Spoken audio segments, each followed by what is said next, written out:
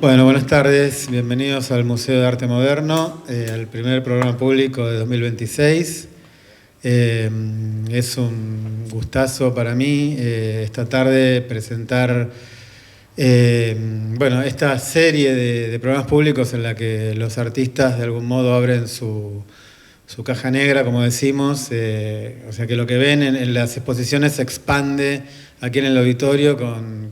Creo que tu imagen podría ser icónica para todo el ciclo que venimos haciendo. Creo que fue Mónica Girón la primera, que entramos en, digamos, su atlas nemosímeo, para decirlo en términos de Warburg, o lo que sea, ¿no? Porque, por ejemplo, Pasolini, entramos en su repertorio de publicidades de televisión.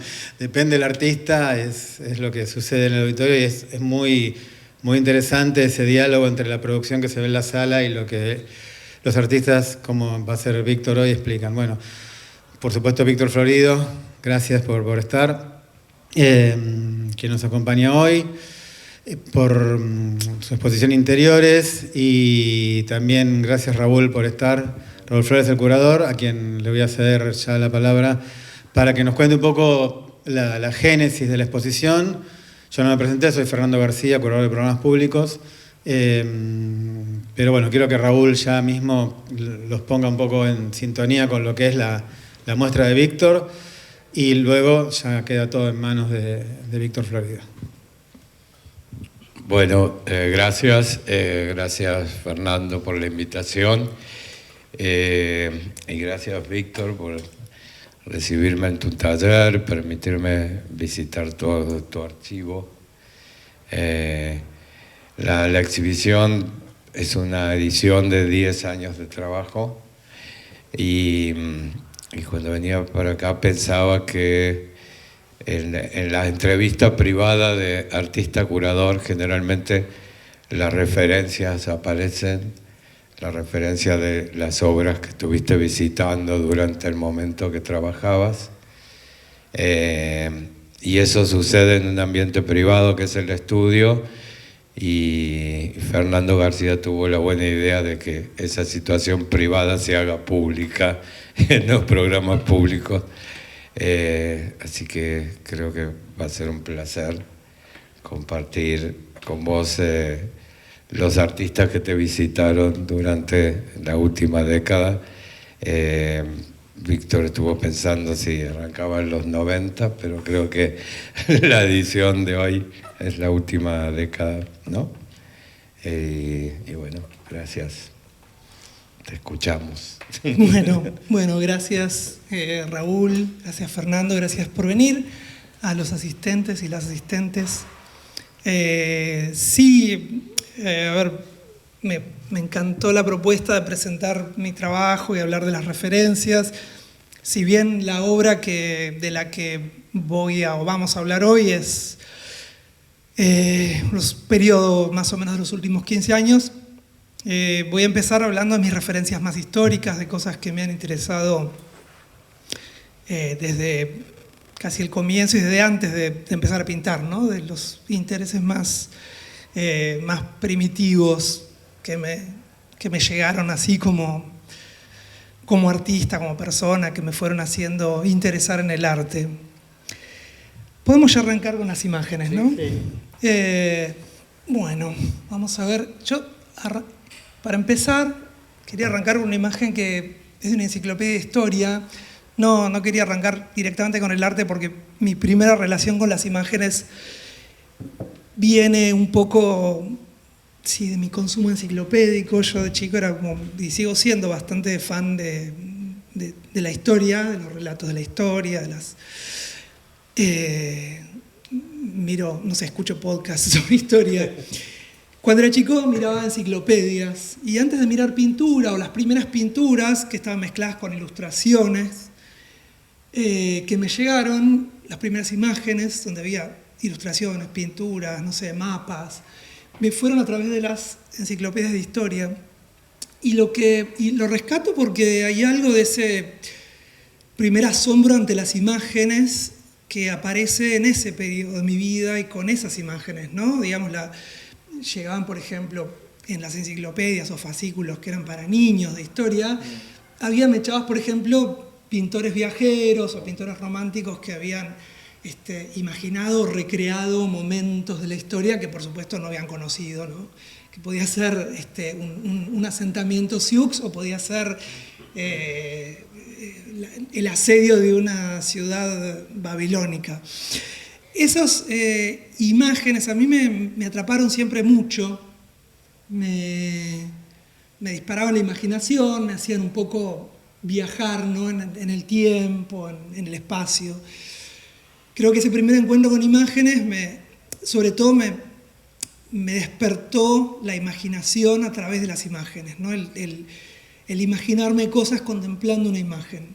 Creo que ese es como mi primer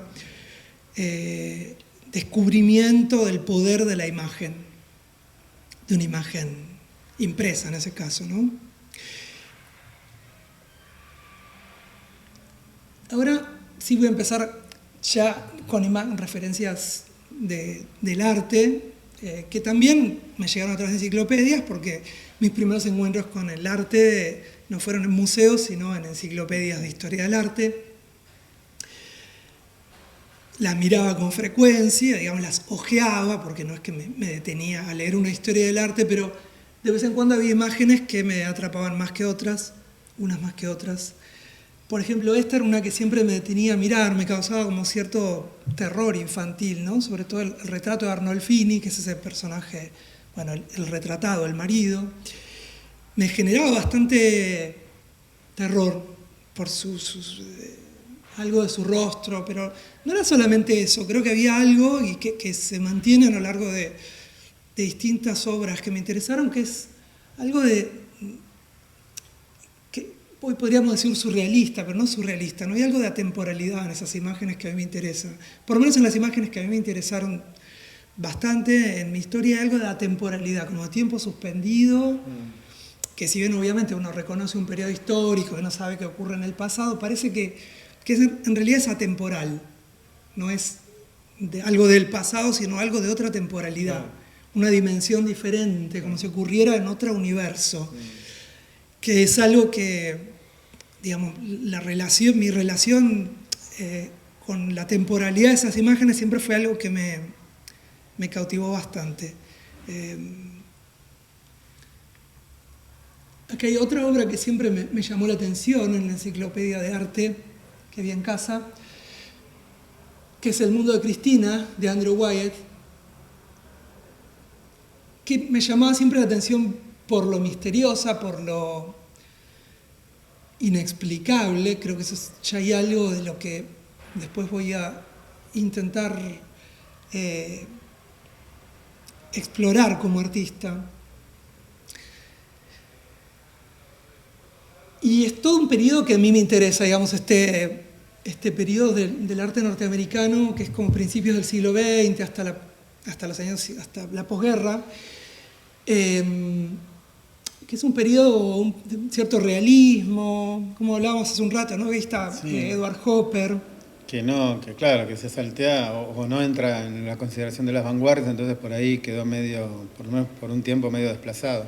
Sí, no está demasiado estudiado. Es un periodo que todavía, digamos, la investigación de los artistas no está ahí centrada en la pintura, en la materialidad o en la exploración formal, sino todavía en una exploración narrativa, quizás. Digo Edward Hopper porque es el ejemplo más conocido por todos, pero hay muchos artistas. Pero, perdón que te interrumpa, Víctor, pero justo que decís de Hopper, que viste que el cine tomó un montón. De hecho, hay estudios de cuadros de Hopper replicados ex profeso en películas. Y a mí cuando vi esta imagen, te conté recién que me hizo acordar un momento de Bastardo sin Gloria, de Tarantino, en el que la protagonista logra escapar en un campo francés muy similar. O sea que hay algo que fue de esta pintura al cine muy directamente. Sí, también se ha hablado bastante de la casa en relación a Psicosis, ¿no? Claro, se ha hablado bastante de la relación de esa casa con la casa de Psicosis. Sí, hay bastante relación, me parece, ¿no? Entre este periodo de la pintura americana y el cine. Pero a mí me gusta mucho porque es un periodo bastante naif, si querés, ¿no? Desde el punto de vista formal, todavía están como, no sé, 40 años atrasados respecto de la vanguardia europea, pero hay algo de lo narrativo que es muy, para mí muy sugerente y que también una temporalidad diferente, ¿no? Esto del tiempo suspendido se nota mucho acá, se nota en Hopper, hay algo de como de un vacío temporal o una temporalidad otra, diferente, que es muy extraña, que por ahí se puede llegar a ver un poco en el surrealismo europeo. Quizás en De Quirico hay algo de eso. Como de, viste, metafísico. Sí, metafísico. Es un sentimiento metafísico que es a mí, por ejemplo, lo que más me interesó del surrealismo. Es más como la pintura metafísica y la relación de esos artistas con la temporalidad, con las temporalidades que aparecen en esas obras, más que cualquier otra cosa. Bueno, por último, algo que quiero decir de esta obra y que a mí me llamó la atención bastante y lo he utilizado bastante, es la relación que establece con el público el personaje estando de espaldas. Sí, es impresionante. Eso es increíble porque es el personaje central, es la figura principal de esa obra y le da espalda al público. Y hay algo de eso que a mí me interesa, ¿no? Como un gesto muy radical y muy fundante, ¿no? De una relación que el arte puede establecer con los espectadores. Por ahí, a diferencia de toda la tradición académica, donde lo que se representa busca frontalmente ser expuesto al público, en este caso lo más importante es le da la espalda al público y para mí hay algo muy radical en eso, que voy a explorar bastante en muchas obras. Bueno, que hay referencias más generales que he buscado de artistas que me gustan mucho y me han aparecido una y otra vez en enciclopedias y que me gusta mirar, porque no sé bien por qué. Creo que, por ejemplo, me interesa mucho en Hogarth la gestualidad, que también hay otro ejemplo acá que tengo, que es Daumier. Me interesa mucho la gestualidad. Son pinturas que por ahí, como obras en sí, no me atrapan o no me fascinan, pero hay algo que sí me gusta, que no termino de explicar, que creo que tiene que ver con la teatralidad y la gestualidad, digamos, cómo el artista logra que haya como distintos puntos de referencia o puntos de foco y lo central, el plato fuerte de estas obras está en los gestos de los personajes y la gestualidad corporal. Eso es algo que me interesa bastante. Siempre tuve un interés muy grande en la figura humana como artista, ¿no? Es algo que aparece siempre. Bueno, este es el otro ejemplo, es un artista que me gusta mucho. Ya sí más me interesa cómo dibuja, cómo logra encontrar una expresividad muy especial en los rostros, porque es a la vez muy caricaturesco y muy general, muy bocetado lo que hace, no intenta fijar una versión final y última de eso que está representando, sino que quedan como las múltiples versiones ahí, ¿no? Como casi simultáneas posibilidades de estos rostros están ahí, como si bocetara una y otra vez lo mismo. En los cuerpos también se ve mucho eso. Me gusta mucho cómo dibuja Honoré Daumier. Acá hay otra referencia que quise traer, que no está tan emparentado con mi obra, pero que siempre me fascinó mucho. Es un pintor que me fascina desde que lo conozco, y cuando lo pude ver en vivo me cautivó por completo, que es William Turner. Los ejemplos de las obras que traje no son necesariamente las obras más icónicas ni las que a mí me interesaron más siempre en estos casos, sino las que pude encontrar en buena calidad, porque las búsquedas en internet te obligan a bajar lo que es posible que tenga más de 100 dpi, ¿no? Y traer una imagen de 100 dpi es condenarlos a mirar píxeles. No, hay que agradecerte porque hiciste una búsqueda. Está bueno, ¿no? Es como, claro, cuando vas a ver esas muestras que son copias o fotos, qué sé yo, y a veces pasa que llegan con unas imágenes que, bueno, pero Sí, para no hacer tanto esfuerzo visual de tener que imaginar, hay que bajar imágenes de buena calidad, no son fáciles. Este es un lindo ejemplo, es un lindo Turner. No es del periodo que más me gusta, pero es un lindo Turner, digamos, se ve mucho el trabajo de la luz, de la pintura. Es un pintor que para mí es fascinante. No, insisto, creo que no tiene tanto que ver con mi obra, quizás en algo de la relación con la luz y también de la temporalidad que tienen esos paisajes imaginarios, pero es sobre todo un pintor que admiro mucho y bueno, creo que tenía que estar como en las referencias. No, de hecho, algo de la trastienda de esta conversación pública es que Víctor vino con un pendrive directamente a mi escritorio del museo, como si fuera Méndez. Trajiste las imágenes, ¿no? El chasqui. Claro, porque no, old school total, no podía mandarme un WeTransfer ni nada, porque claro, consiguió, las trajo de los museos directamente. Sí, era pesado y bueno, sí, para mí es muy fácil tener un pendrive que estar subiendo todo. Sí, soy del periodo que las cosas se entregaban en mano. Y bueno, hay muchas referencias más. Yo quise no extenderme con las referencias porque si no podía hacer, no sé, 15 o 20 imágenes solo de artistas que me gustan, o sea, muchas pinturas que me gustan, pero hice un pequeño picadillo de cosas muy seleccionadas. Acá hay ya paso a dos artistas que son del siglo XX, siglo XXI, que no son pintores y que me impresionaron y me quedaron bastante en la memoria y van a reaparecer en mi producción, mi propia producción como artista. Este primero es Matt Mullican, hay dos obras de Matt Mullican. Acá sí no pude encontrar imágenes en buena calidad, les pido disculpas por esta cosa pixelada que se ve acá. Esto es lo que hay. Una obra sin título de Matt Mullican, yo lo conocí por ver una muestra de él a principios del siglo XXI, cuando estaba viviendo en Europa, y la verdad es que no sé si pude entender mucho su trabajo, digamos, es muy complejo, muy enrevesado, pero me fascinaron algunos planteos del trabajo, ¿no? Algunas ideas base que estaban, que obviamente no están ilustradas acá, pero ahora les cuento. El tipo se propone de una manera así muy megalómana, como mapear o hacer como un atlas de su propia mente o de la propia mente de un humano,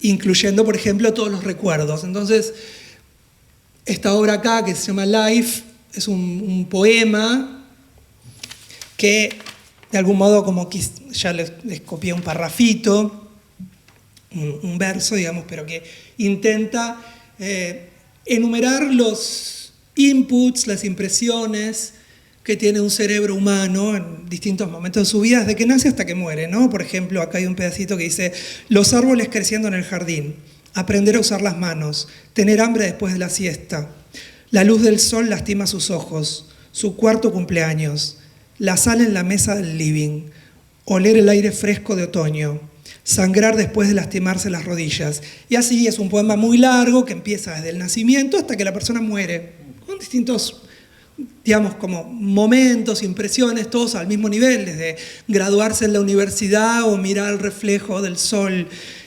incidir sobre la silla del living, al mismo nivel, ¿no? Como esa nivelación justamente es lo que me impactó, digamos, como pensar que, como idea poética, artística muy fuerte, la idea de que todo, si uno lo lleva a ese grado, a ese nivel, todo es una impresión que entra en tu cerebro, ¿no? Desde lo que ves en un momento, lo que escuchás, lo que sentís, lo que sucede, como todos son como granitos de arena que van entrando en el cerebro y conforman la memoria y la construcción que es la realidad. Eso es como, bueno, parte de la obra de Mullican, ¿no? Acá hay otra obra de él que es como una gran instalación donde hay un montón de, como él arma, por ejemplo, como cosmografías así, con símbolos, como lenguajes que representan todos los contenidos. En fin, su obra es muy compleja, yo no me interesé en estudiarla ni mucho menos, pero sí hay cosas de su concepción del arte y de la subjetividad que me interesaron mucho, como esta enumeración de la realidad que puede haber, no encontré imágenes de la obra que sí me quedó más grabada, que era parecido a esto, pero una habitación, un cuarto lleno, como empapelado de imágenes, muy aleatoriamente seleccionadas, que podían ser esas imágenes de todo lo que ve una retina desde que nace hasta que muere. Uno podría decir, bueno, ves todo eso a lo largo de tu vida, ¿no? Desde la superficie del mantel hasta el rostro de tu papá, la luz de la ventana, el auto que pasa, todo lo que ve tu retina, como una especie de enumeración monótona de todo lo que pasa en un cerebro, muy monótona, muy sin jerarquía. Una especie de Aleph, sí, tiene algo muy borgiano. Además, bueno, no lo mencioné acá entre mis referencias, pero soy bastante fan de Borges, digamos, como esta idea de la enumeración, de la totalidad del universo, a mí me impacta mucho, me parece muy, muy hermosa. Estaba esto, obviamente, creo que lo mencionaba él en sus presentaciones. Bueno, este es un artista que me impactó mucho, Matt Mullican. Este es otro artista que, vamos a ver dos imágenes también de muy mala calidad, no hay nada bajable en mejor calidad en internet, es Gregor Schneider, artista alemán. Yo vi su obra en la Bienal de Venecia en 2001, donde habían literalmente trasladado su obra desde su ciudad natal, donde esa obra tiene lugar, hasta el pabellón alemán en la Bienal de Venecia. La obra se llama Haus Ur, es una intervención constante que él hace desde hace mucho tiempo, ¿no? Ahí está el periodo, creo que este es el periodo de la obra, 1985-2001, donde él, su casa familiar, donde él creció, la está como todo el tiempo interviniendo arquitectónicamente, reconstruyendo, cambia de lugar paredes, pone paneles, saca paneles, arma espacios medio muy irracionales, donde uno entraba, por ejemplo, en esa obra, en la Bienal, y generaba una sensación muy extraña, ¿no? Digamos, no era una sensación de terror, como, bueno, entré en el tren fantasma, pero era una sensación de entrar en un lugar, uno diría en términos freudianos, unheimlich, ¿no? Como siniestro en ese sentido de lo unheimlich, algo que es inquietante, que está trastocado y uno no entiende bien por qué, y quizás lo inquietante, lo unheimlich, viene del no saber por qué, porque si uno entra en el tren fantasma, claro, sabe perfectamente por qué tiene miedo, ¿no? Aparece un monstruo, etc. En lo siniestro... Es la sospecha de la inminencia del ambiente normal, ¿no? Hay una sospecha, hay una inquietud frente a algo que uno no termina de comprender, por eso son inquietantes esos ambientes, porque de golpe, por ejemplo, esta salita de café es como demasiado pequeña, después hay ambientes en los que pasás de un ambiente al otro y tenés como una altura mayor, pero no hay un escalón, tenés que dar como un paso más arriba porque la puerta quedó demasiado baja. Entonces hay una serie de incoherencias e incongruencias arquitectónicas que son muy conmovedoras. De pronto genera, cuando empezabas a recorrer esa casa un rato, y yo hacía lo posible para estar solo y no cruzarme con el público visitante, estar solo en ese lugar era como estar un poco en un sueño, en un lugar que solo puede existir en un sueño, porque es incongruente con la realidad. Es incongruente con el modo en que construimos los humanos, con la racionalidad del arquitecto. Esa obra me impactó mucho. Creo que hay algo de eso que va a reaparecer medio inconscientemente en mis trabajos de pintor de los últimos 15 años. Bueno, y ahora sí, dejamos las referencias atrás y vamos a mi trabajo de pintor. Voy a hablar de una serie que empezó, hice un recorte obviamente, no voy a hablar de todo lo que pinté en mi vida, pero una serie que empieza más o menos entre 2010 y 2011.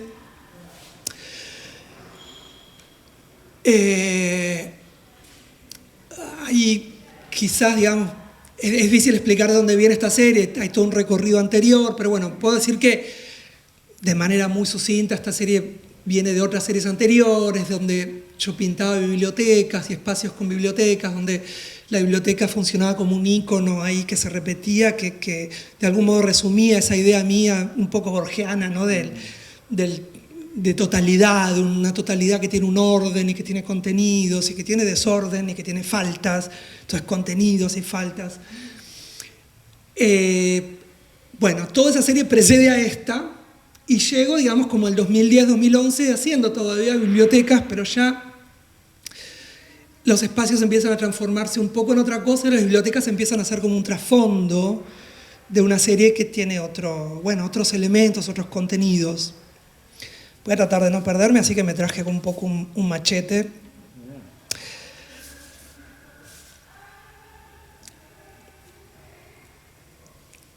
Empieza a interesarme un poco más la idea, ya más que la biblioteca en sí misma como ícono, digamos, todos los espacios donde estaban albergadas estas bibliotecas como espacios que contenían contenidos, valga la redundancia, contenían cosas, contenían soportes de información, como una biblioteca, pero ya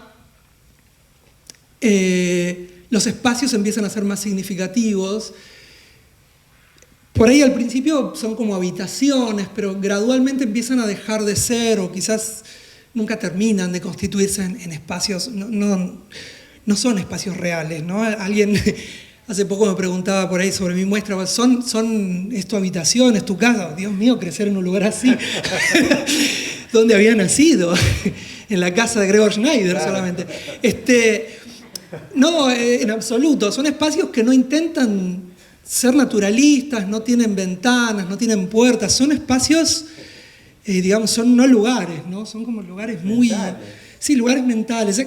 Con el tiempo yo fui, digamos, muchas de las cosas que voy a decir sobre mi obra acá no las concebí como un a priori o como un lugar, un punto de partida para hacer la obra, sino que son interpretaciones un poco posteriores al ir haciendo todo ese proceso, empezar a entender de qué se trataba mi obra. Y una de las cosas que fui entendiendo es que se trata de espacios mentales. Empecé a concebir esos espacios como esto que me había interesado mucho y volvía a aparecer como una imagen que me seguía convocando, que era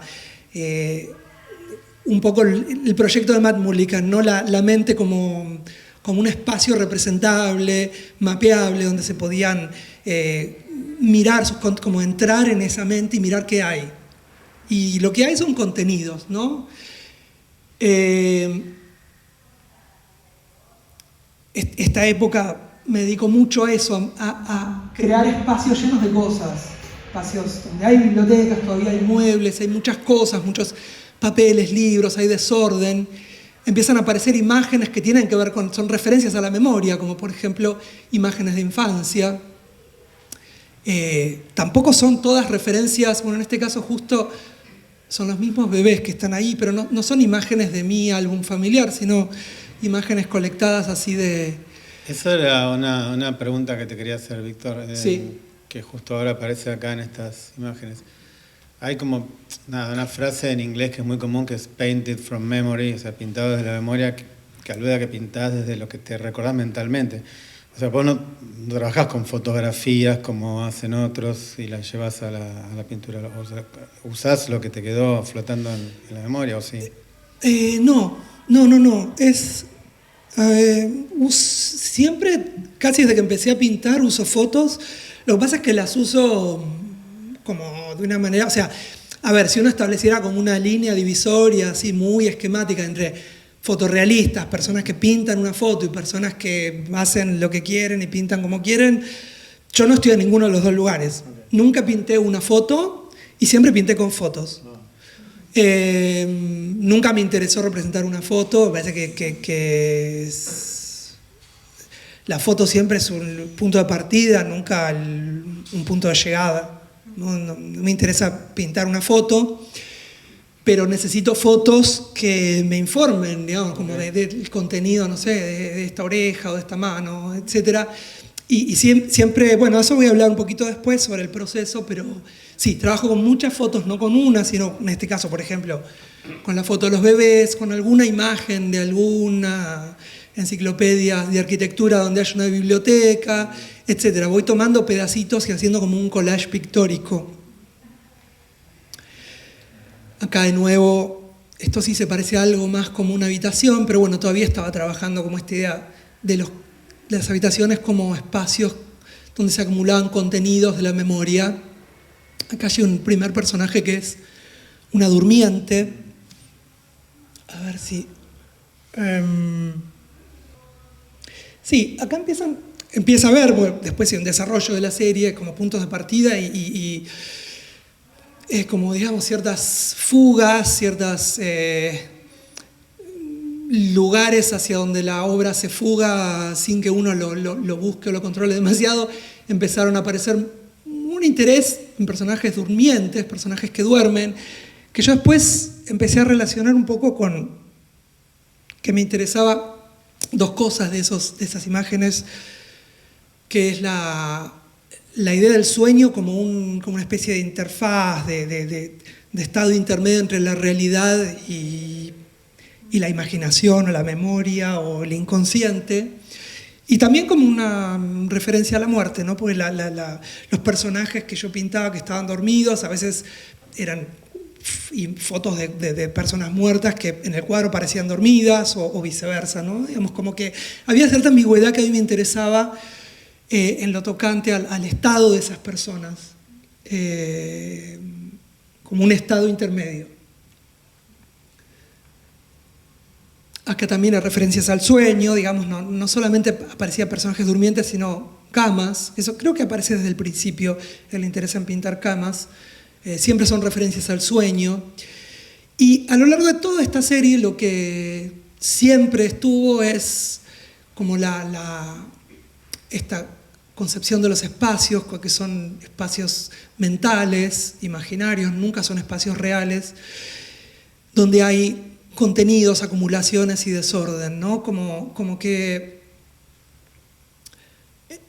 esta idea de representar la mente como una especie de habitación desordenada donde hay contenidos y vacíos, ¿no? Donde los contenidos no siempre son contenidos positivos, como digamos una imagen podría ser ahí u otra imagen acá, sino muchas veces o casi mayoritariamente vacíos, que también son otra manera de hacer contenidos. Que ahí también creo que hay algo muy que me quedó siempre de mi amor por Borges, ¿no? De esta idea que él tiene de que la falta o la ausencia, el vacío es tan importante como el contenido para construir la realidad. Justamente en Funes el Memorioso lo que le pasa a Funes es que solo hay contenidos positivos y como no hay ninguna falta, no hay ningún vacío, él pierde todo sentido de realidad, ¿no? La construcción de la realidad, la construcción de una memoria, la percepción siempre es una edición donde tiene que haber contenidos que a su vez dejan afuera otras cosas que son vacíos, amnesias, ausencias, para poder tener sentido y ser una lectura trazable. Si solo uno tuviera contenidos no podría funcionar en el mundo. Ahí está, tenemos otra imagen de referencia al sueño.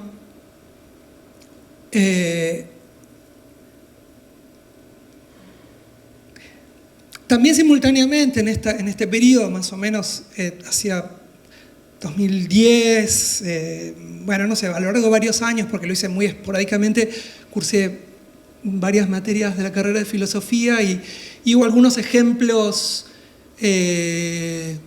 imágenes tomadas también de la filosofía que me interesaron siempre mucho o que me fueron también ayudando en esta construcción medio poética, ¿no? de la imagen, del interior de una mente como una recolección de contenidos. Por ejemplo, una de las imágenes con las que me topé, que es muy linda, es la historia, se llama La parábola de la habitación china, que es una explicación que arma en forma de parábola el recientemente fallecido John Searle, es un lingüista, filósofo del lenguaje, donde él, bueno, está como discutiendo con la inteligencia artificial, con ya en los años 70, él discutía con los teóricos de la inteligencia artificial y decía, bueno, no es no es inteligencia, es otra cosa. No lo llamen así porque inteligencia no es. Y le decía, la inteligencia artificial es como si pusiéramos a una persona que no es hablante del idioma chino, la encerramos en una habitación llena de ideogramas, de papeles con cartones donde están escritos los ideogramas, y le diéramos una lista de instrucciones de cómo combinarlos, una gramática del chino, y lo hiciéramos intercambiar ideogramas a través de una pequeña abertura con el afuera. Entonces van y vienen los ideogramas, el tipo recibe ideogramas, mira las instrucciones de la gramática, contesta con otros ideogramas, y si esto fuera inteligencia artificial diríamos que esa persona está hablando chino, cuando claramente esa persona no habla chino, está simplemente siguiendo instrucciones de un manual de gramática, pero él no sabe lo que está hablando. Entonces es la visión de Searle sobre la inteligencia artificial, que yo bastante en gran medida comparto aún hoy. Pero sobre todo me había interesado la idea, esta imagen que él crea, ¿no? Es un ejemplo filosófico, una habitación con una persona encerrada, una habitación llena de cartones con ideogramas, donde los contenidos están ahí, ¿no? Todo el idioma chino está ahí en ideogramas, todas las posibles frases, respuestas, preguntas están ahí para que el tipo las intercambie. Es una imagen muy linda y creo que algo de eso también contribuyó en mi desarrollo de estas elucubraciones pictóricas. A ver, ahí está.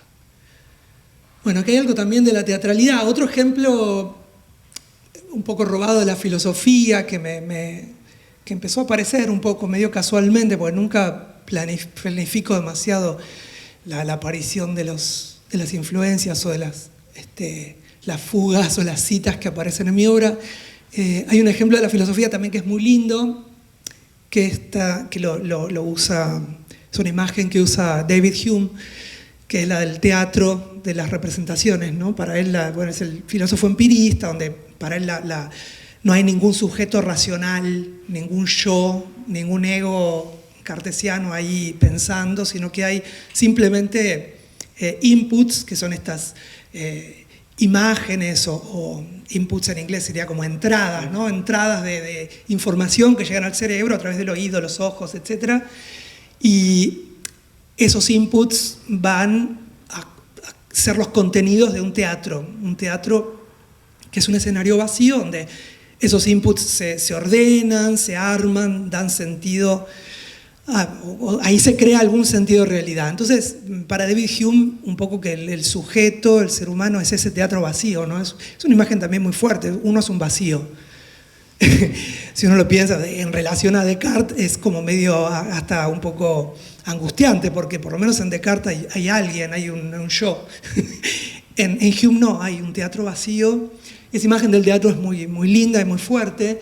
Y de algún modo, no sé si por casualidad o porque se metió en mi proceso, David Hume, empezaron a aparecer teatros, ¿no? Como que esta idea empezaron a aparecer espacios un poco escénicos, claro, donde la situación de acumulaciones, de desorden, los cuerpos, porque también en todo esto sigue habiendo cuerpos, ¿no? Sigue habiendo cuerpos escondidos, digamos, cuerpos que habitan y que en algunos casos son durmientes, en otros son personas, son cadáveres. Están ahí, hay acumulaciones, hay contenidos, hay información, hay vacíos. Entonces, todo el tiempo esos intereses iban como cruzándose, ¿no? Como mi interés en el sueño y en la muerte, mi interés en la acumulación de contenidos, mi interés en pensar la realidad como un sistema binario de llenos y vacíos, mi interés en la realidad como una escena, como una serie de capas sucesivas de preocupaciones mías como ontológicas, nociológicas y pictóricas que iban ahí como revolviéndose en una especie de gran, no sé, guiso pictórico. Acá hay otro que también tiene mucho de teatral, por eso lo fui reuniendo un poco por afinidad formal. Además, ¿no? Está como iluminado. Sí, claro, tiene como una luz cenital y las maderas, que por ahí en principio podrían ser el piso de pinotea de una casa de época, también puede leerse como un tablado, ¿no? Como claro, por el tamaño de las maderas se parecía mucho más a un tablado al tablado al piso de un escenario, ¿no? También aparecen, o van a ir apareciendo, digamos, como una capa más de una vuelta más de sentido en todas estas idas y vueltas de interpretar la imagen y darle sentido. Aparecían muchas referencias a mi propio trabajo como artista, ¿no? Mi obra es bastante autorreferencial, tengo que decirlo, pero no solamente a mí como, digamos, como un sujeto ideal, como el sujeto que piensa, que tiene una memoria y donde yo represento como eso en abstracto, como mi propia memoria, mi propia subjetividad, sino también ya en mi rol de artista. Entonces empezaban a aparecer mucho así como aparecían las referencias al sueño, como una instancia de interfaz donde la realidad se ordena y se reordena o se reinterpreta y adquiere sentido. Apareció mi trabajo como artista en pequeñas alusiones hacia la pintura, que después aparecen bastante, ¿no? Aparecen imágenes donde hay un personaje claramente central que es como un pintor, o aparecen referencias hacia tachitos de pintura, bocetos, etc.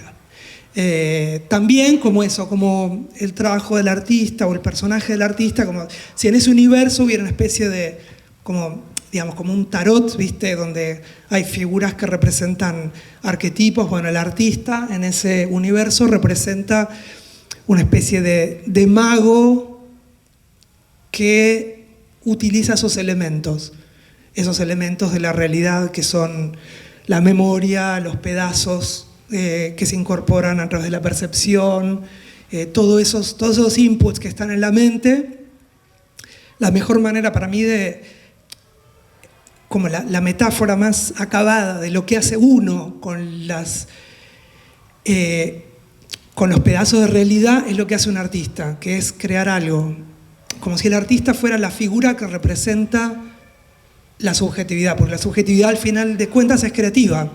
Digo, lo que hacemos cuando nos decimos a nosotros mismos, yo soy tal persona y estoy acá haciendo esto, es un acto de creación, porque en realidad no somos nada ni existimos, ¿no? Eso ya se sabe.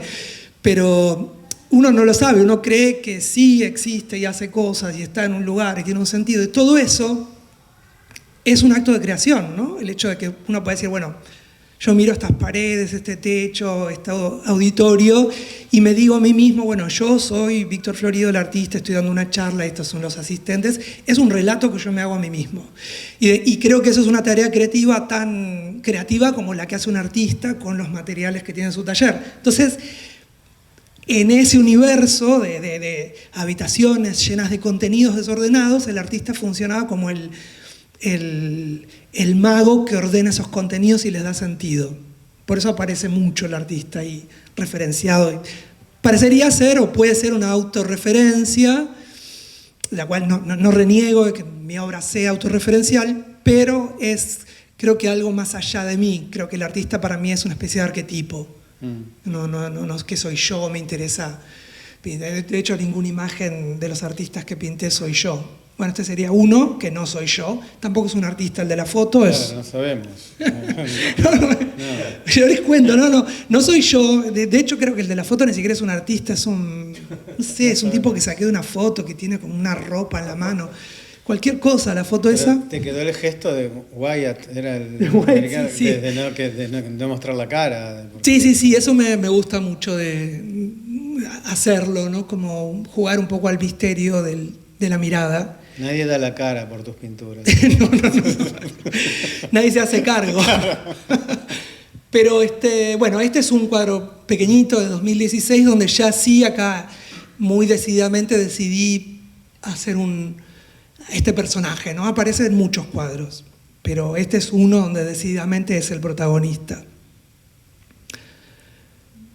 Este es otro cuadro donde aparecen las referencias a la pintura, como esto, y al sueño también, ¿no? Porque hay una cama, hay unos pequeños pomos de óleo. Como que hay mucho sin hacer, ¿no? La cama sin hacer y un montón de hojas en blanco. Sí, el desorden es fundamental, ¿no? En las obras estas, creo que es algo como que a mí me interesa, ¿no? Que compositivamente es algo muy dinámico, muy bello. Pintar una cama tendida no sé si tendría mucho sentido, para mí por lo menos, ¿no? Pero algo del desorden tiene, y de lo incompleto y del vacío, ¿no? Porque de vuelta, el lleno y el vacío son algo como, por lo menos en ese periodo de intereses en el que fui haciendo esta serie, era algo fundamental que hubiera vacíos, ¿no? Simultáneamente a estar pintando todo esto, a mis referentes en el arte y en la filosofía, yo además estaba haciendo terapia, ¿no? Hice como 25 millones de años de terapia, desde el Pleistoceno empecé de terapia, y en ese periodo como el más trabajoso, donde uno se mete, como viste, a excavar más, es donde tenía más esa sensación, ¿no? De tocar los límites de la memoria, tocar los límites de, bueno, hasta dónde uno puede reconstruir un pasado, una situación familiar, cómo se sentía uno en tal momento, y hasta dónde uno puede recordar, o estás inventando, o estás reponiendo con la imaginación algo que no hay en la memoria. Hay una historia muy hermosa, creo que es de Jean Piaget, donde él usa esa historia para justificar o ilustrar su tesis de que puede haber memorias inventadas muchas veces, ¿no? Creo que es esta historia, si mal no recuerdo, de una... no sé si le había contado una paciente de él o qué, pero que no sé si era Jean Piaget tampoco, pero la historia era así, es linda. Una persona tenía esta historia de que había intentado secuestrarla desde cuando era pequeña. Ella estaba de paseo con su nodriza, su cuidadora, su babysitter, diríamos hoy. Estaba de paseo y un hombre, un maleante, había intentado secuestrarla, y esta mujer, la nodriza, había forcejeado y hasta había luchado físicamente y había logrado retenerla y se había salvado del secuestro, ¿no? Y muchos años más tarde, o sea, bueno, la nodriza obviamente fue recompensada. Y muchos años más tarde, esta nodriza volvió a contactarse con ella y le contó que toda la historia era mentira y que ella la había inventado para que la recompensaran. Pero toda su vida, ella, y eso es lo fascinante, la paciente tenía recuerdos del forcejeo, tenía recuerdos de la luz, de que la encandilara la luz mientras tironeaban de ella, y era todo un recuerdo falso que había sido creado a través del relato que le habían contado, la nodriza, la familia, etc. Entonces, en todos estos años en que, digamos, yo me preocupaba por cuestiones nociológicas, metafísicas, y por algunos artistas que me habían fascinado mucho, simultáneamente estaba atravesando mi propio recorrido por la memoria y la construcción. Y bueno, obviamente por ese momento en el que uno llega a darse cuenta que hay un límite obviamente a la memoria, que la memoria finalmente es una edición y como tal es una construcción, o si quieres un producto artístico, una especie de autobiografía que uno tiene ahí, siempre editada o reeditada, ¿no? Cada año vamos reeditando. La nueva edición, 2026, mi autobiografía va a ser esta. Y bueno, darme cuenta que todo tiene así como un grado de ficcionalidad muy alto, lo cual no quiere decir que yo no crea en la realidad o no tenga un principio de realidad como algo fundante, ¿no? En mi vida, pero sí tengo muy presente que la realidad presente y pasada tiene un componente de ficcionalidad y de construcción poética muy alto, siempre es una edición. Entonces creo que eso, bueno, está permanentemente en mi obra. Acá hay dos obritas más que quería mostrarles, que son también muy simultáneas de este periodo. Es un formato diferente por ahí que empecé a trabajar hacia 2013, que son ya no un espacio pictórico profundo con una tridimensionalidad más o menos en perspectiva, sino frontales, casi como una especie de cita de Avi Warburg, pero digamos donde los atlas son de mi memoria, ¿no? Como ahí sí, por ahí intento que las imágenes sean como muy de mi propia, o de algo que no son necesariamente mías, de mi álbum familiar, pero que podrían serlo, como de de lo que uno guarda y obviamente también del vacío, ¿no? Y del vacío, de lo que está ahí pero está como tachado. En esta serie también está muy presente el gesto de tapar, ¿no? Por ahí no como Andrew Wyatt poniendo un personaje de espaldas, pero sí de poner un personaje de frente y taparlo, o taparlo parcialmente, o casi esconderlo. Acá de hecho hay una nariz. Acá hay otro, bueno, este es un personaje que casi quedó borrado por completo, pero es un bebé. Y ahora creo que ya damos inicio a la última etapa de esta charla, que es, lo he dado en llamar, obras que tienen más de un final, y donde quería ilustrar de la manera, creo, más efectiva posible mi proceso de trabajo, que consiste en trabajar sin boceto. ¿Y por qué se llama obras con más de un final? Bueno, les cuento porque creo que gran parte de los asistentes no están familiarizados. Los artistas, cuando podemos y tenemos un mango para poder hacerlo, documentamos la obra con un fotógrafo profesional. Eso cuesta plata. Entonces uno lo hace cuando la obra está terminada o cuando cree que la obra está terminada. Ahí viene el problema porque uno cree a veces que la obra está terminada y luego no está terminada. Hay que pagarle de nuevo al fotógrafo. Sí, hay que pagarle 2. Acá hay un ejemplo de una obra que la documenté 3 veces. Lowry se hizo rico conmigo. Esta es una obra de 2012, creo, 2011, que la documenté en este momento, que yo creía estar feliz con esta obra. Había como un personaje un poco ahí siendo especie de alter ego, ¿no? que mira las imágenes, que mira una imagen relacionada con la infancia, etc. Pero después la volví a ver y me pareció una porquería, como pasa a veces, por eso los artistas después volvemos sobre las cosas. Y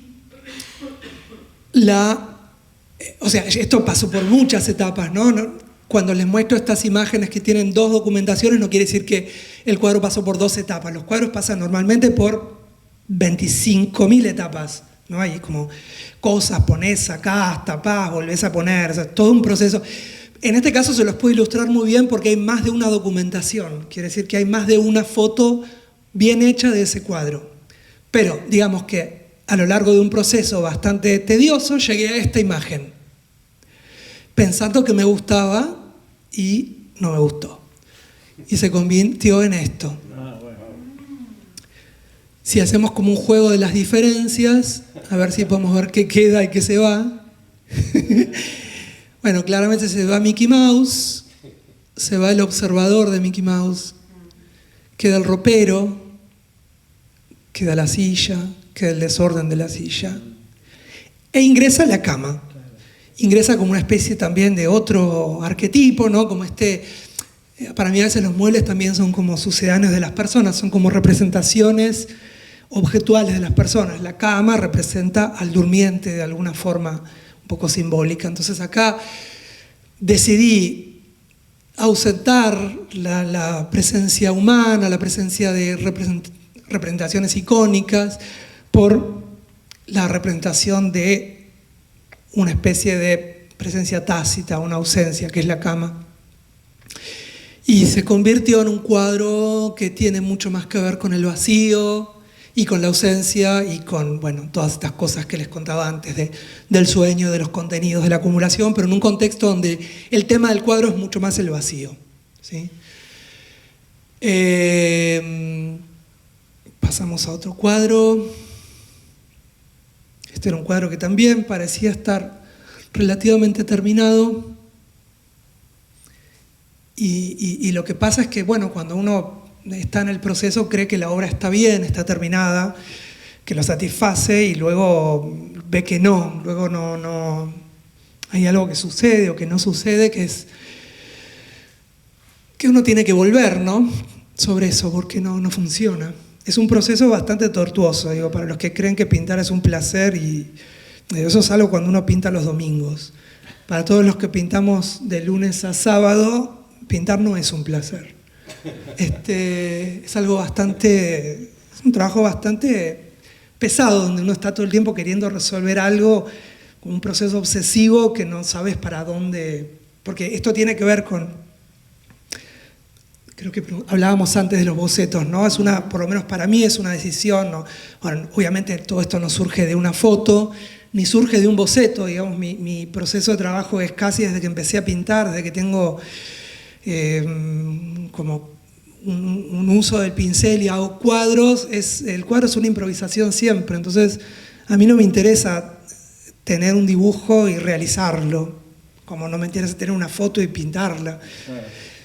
Lo que yo hago es ir construyendo algo, ¿no? A partir quizás de un espacio o de un objeto, voy como armando un espacio, pongo otro objeto y veo qué sucede, es como ir todo el tiempo tratando de sentir y de habitar mentalmente ese espacio para sentir qué te sugiere ese cuadro que puede ser, a dónde te está diciendo que puede ir, ¿no? Por eso muchas de las cosas, casi diría la mayor parte de las cosas que pasan en mis cuadros van surgiendo como descubrimientos, porque no las planifico, son como influencias, son intereses, son búsquedas que van surgiendo, y van surgiendo porque la búsqueda mía, como la construcción de cada cuadro, se va dando de un modo no planificado, de un modo que es un poco a la deriva, ¿no? Como una especie de barco sin timón, que me gusta que sea, es algo que, bueno, va, quizás porque es un interés mío desde muy tempranamente, como artista tuve un interés por que algo salga más del inconsciente, de algo, bueno, inconsciente es una palabra quizás un poco académica, pero algo menos controlado por mí, ¿no? No sé si es el inconsciente, pero es algo que esté menos guiado por un proceso racional. Digamos, no soy Jackson Pollock que quiere entrar en trance tirando pinturas, pero me acerco a Jackson Pollock. Y este cuadro, de esto que no me hacía feliz, va a llegar a algo que me hizo feliz, que fue esto. Casi parece un detalle, olvídense de las diferencias de color, que a veces tienen que ver más con el registro fotográfico que otra cosa, pero lo que cambió simplemente es que la imagen de fondo se transformó en un retrato. Y creo que lo que le pasaba claramente al cuadro y no me terminaba de dar cuenta es que no había un qué, ¿no? Un cuadro como sin objeto, como casi sin... Y eso que le había puesto cosas, le había puesto un cadáver, le había puesto un cuadro de espaldas, le había puesto una biblioteca, y sin embargo no pasaba nada. Y yo dije, si puse todo esto, ¿por qué no pasa nada? Y bueno, porque a veces uno se queda corto, hay algo que no como falta el ingrediente final, falta como el golpe de magia para que ese cuadro cobre otro sentido o vuelve a otro nivel de cosas, y creo que ese toque fue poner un retrato detrás que oportunamente tuve bien a tapar parcialmente. Entonces puede ver como una especie de foto, un retrato de DNI, un hombre con corbata, entrecalvo, tapado parcialmente. Y eso creo que fue el círculo donde se cerró, tanto narrativa como compositivamente. Porque esto, bueno, también hay que explicarlo, es difícil por ahí de explicar para los que no están en el proceso, no conocen procesos de trabajo así, pero digamos, lo formal y lo narrativo son como dos caminos como dos arroyos que fluyen paralelamente y se tocan mutuamente, no se inciden mutuamente, porque vos necesitas como una composición que funcione y necesitas un tema que funcione, ¿no? Una imagen que vos puedas ver y narrativamente te parezca que tiene sentido. Cuando eso falla, ¿no? Un cuadro puede fallar compositivamente o narrativamente, y digamos, concordar todo eso es hacer que, digamos, dos niveles del cuadro se armonicen muy bien. Acá vamos al cuadro maldito, que tuve que aumentar 3 veces. Esta era una primera versión que me gustaba bastante, pero tenía un notable desequilibrio hacia su lado izquierdo, ¿no? Había como unas fugas así de unas líneas todas que iban hacia acá, y el cuadro como que me da la sensación de que se caía, no terminaba de ordenarse algo de la composición. Me gustaba esto, pero pero algo pasaba, ¿no? Y como me gustaba, lo lo documenté, pero como algo pasaba, lo continué. Entonces pasó esto. Entonces pasamos de esto a esto. Se va la niña, se redefine este retrato de fondo, aparece Mickey Mouse, aparece el pintor. Y aparece mucho más desorden de papeles aquí debajo. La cama se mantiene, el armario de la izquierda desaparece. Ay, perdón. Estábamos acá. Y como tampoco me terminaba de cerrar, creo que aquí había otro problema, que había ya como demasiados centros de atención, ¿no? Había como una tensión muy fuerte entre esta escena, este personaje y Mickey Mouse, sin ojos encima. Era como demasiado siniestro y demasiado, no como demasiada competencia, como demasiados focos de atención. Devino en esto, donde ya limpié algunos de los focos de atención, como claramente esto empezó a ser algo secundario, algo que acompaña, y el foco de atención pasó a ser este personaje y el recorrido, que también tuve que reordenar estos papeles, y el recorrido que va desde esta relación del personaje, el cuadro que uno no ve ni verá, a la cama y su retrato escondido. Entonces empezó con esto, pasó por acá y llegó acá. Este me llevó 3 etapas de documentación y bueno, un tiempo largo de hacer cosas y todo en el medio, ¿no? Como les decía, no son solo 3 versiones, son 3 versiones documentadas, después hay muchas más que están ahí. Algún día cuando hagan rayos X de mis obras, dentro de muchos siglos, van a ver todo lo que hay ahí. Los de Disney sobre todo van a buscar. Los de Disney van a estar indignados. Acá está de nuevo Mickey Mouse. Tenía una obsesión con Mickey Mouse. Pero bueno, es como que en ese universo Mickey Mouse, yo nací en 1976, entonces Mickey Mouse es como el arquetipo de la infancia, ¿no? En el universo de los arquetipos de este tarot es la infancia. Acá hay bastantes, ¿no? Bueno, esta es como esta especie de casita del bosque, este bebé que apareció en varios cuadros, Mickey Mouse también. Como los que les había mostrado antes, estos paneles de la memoria. No sé por qué lo puse acá. Bueno, este no tenía que estar acá, bueno, no importa. Porque no hay, creo que no hay acá ninguna otra versión. Y este, que sí tiene 2 versiones, acá está, fue una naturaleza muerta, muy problemática, porque yo empecé a pintar esto y era como una especie de canapé esto, donde había una almohadita, ¿no? Y no funcionaba para nada, pero había algo que me gustaba de acá, y cuando me resigné a que esto, o entendí y pude aceptar que esto era un gran pedazo de mala pintura, como decía una tutora de la Rijks Academy, such a piece of bad painting, decía. Bueno, cuando entendí que era un pedazo de mala pintura, lo eliminé y lo convertí en esta hermosa mesa, y quedó una hermosa naturaleza muerta que se llama mesa.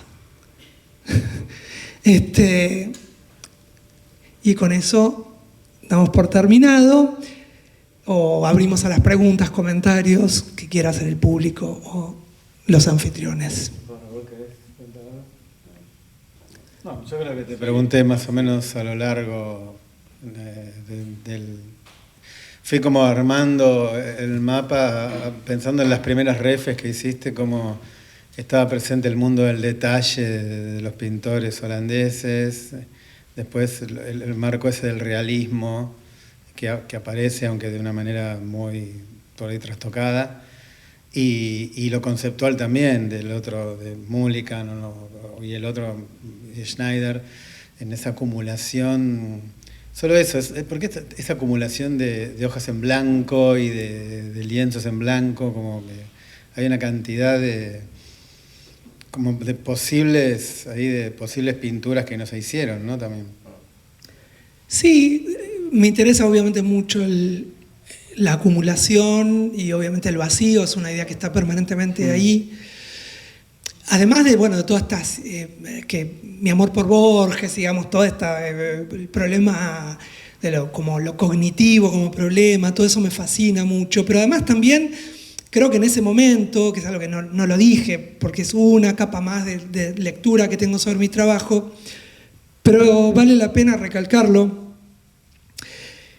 es que a lo largo de todo ese periodo que dura casi hasta hoy, a mí siempre me interesó mucho la figura humana, yo soy un artista muy figurativo, muy gestual, por eso traje a mi interés por Hogarth, por Daumier, podría citar muchos artistas que pintan figuras que a mí me interesa en lo gestual, lo expresivo que tiene que ver con el cuerpo, las manos, los rostros.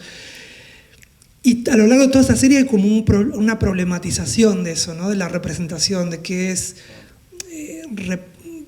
hasta dónde representar, qué representar, por qué representar. Digo, como pintor, como artista, puedo pintar un retrato y qué, diríamos, ¿no? So what?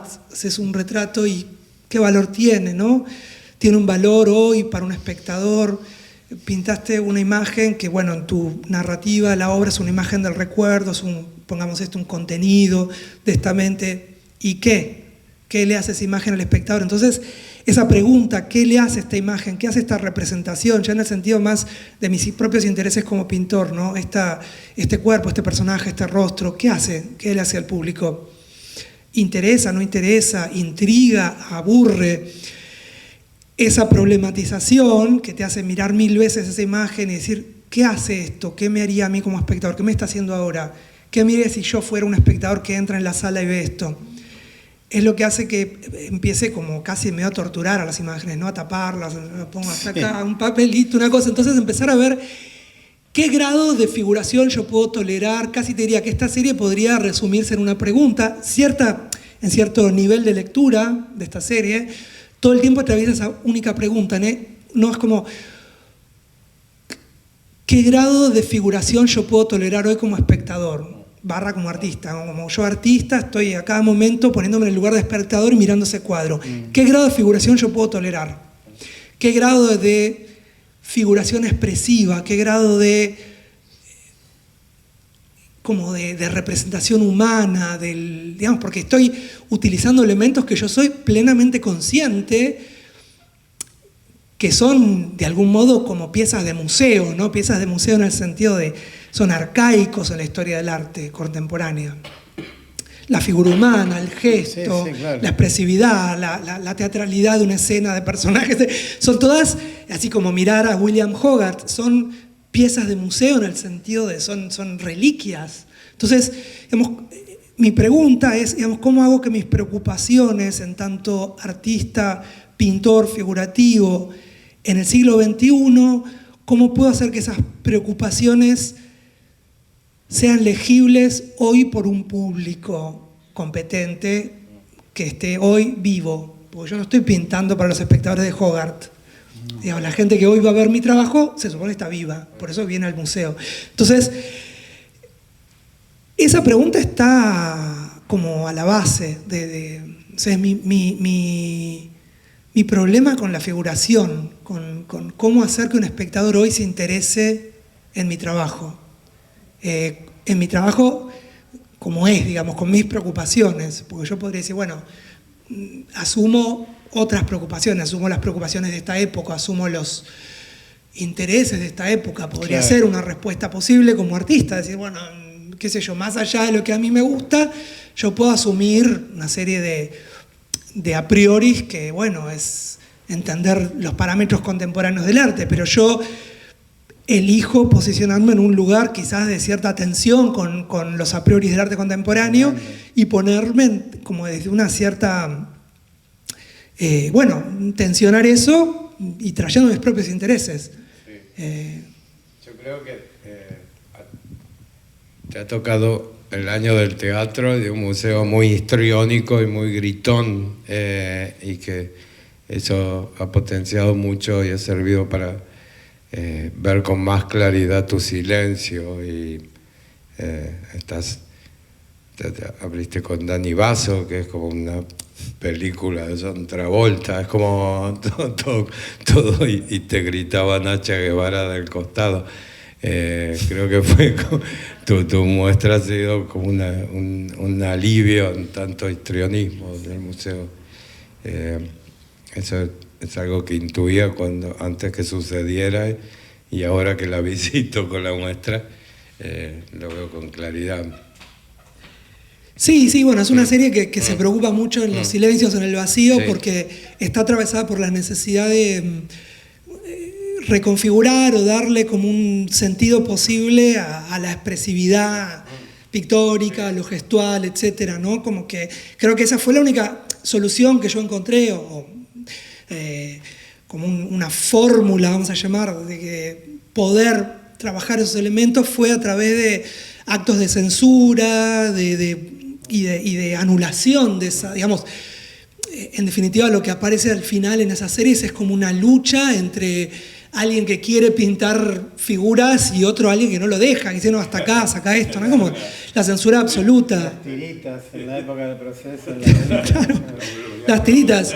No, bueno, pero creo que ahí hay un gesto que creo que es también muy prolífico en el arte, ¿no? Que es el sacar,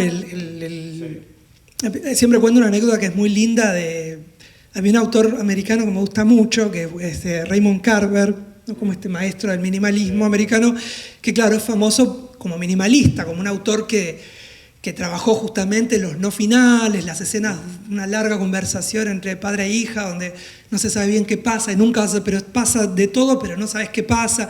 Esa cosa de que falta información, pero es muy intensa la escena. Y en realidad descubrieron muchos años después que el tipo escribía obras mucho más largas, con grandes finales, con un montón de cosas, pero su editor y su esposa se los recortaron todos. Entonces sus cuentos son el resultado de la obra de Carver más su esposa y su editor, que metieron tijera a troche y moche y fueron coautores de la obra de Raymond Carver. Entonces, y lograron una obra muy potente, porque quizás los cuentos de Carver no serían tan interesantes si contara todo lo que él quería contar. Creo que a veces también un artista tiene que tener la humildad de, ahí sí, ser muy claro, como que tu narcisismo, tu ego artístico no te devore, porque expresarte no es el fin último del artista, sino hacer una obra que la gente el espectador pueda vivir y tener una experiencia estética, y a veces para que el otro pueda tener una experiencia estética, vos tenés que dejar un poco de lado tu ego y introducir ahí elementos para que interpelen. Esos elementos sí tienen que ver con dejar un espacio, no es solo contar, decir, pongo aquí y allá. Eso al otro lo puede dejar nulo, vacío, aburrido, no sé. Alguien que me cuenta un montón de cosas. Yo prefiero que alguien me deje un espacio, ¿no? Un lugar de descanso, un lugar de tensión. Quizás porque eso a mí es lo que más me interesó siempre de las obras. Por eso les traía como de ejemplo el cuadro de Wyatt, ¿no? Una persona que te da la espalda, que mira hacia una casa, digamos, como eso es vacío, donde el artista te invita a vos, a algo, a una experiencia que no vas a poder llenar nunca. No te está como contando la historia que te quería contar y todo. Está haciendo como te está permitiendo una experiencia estética.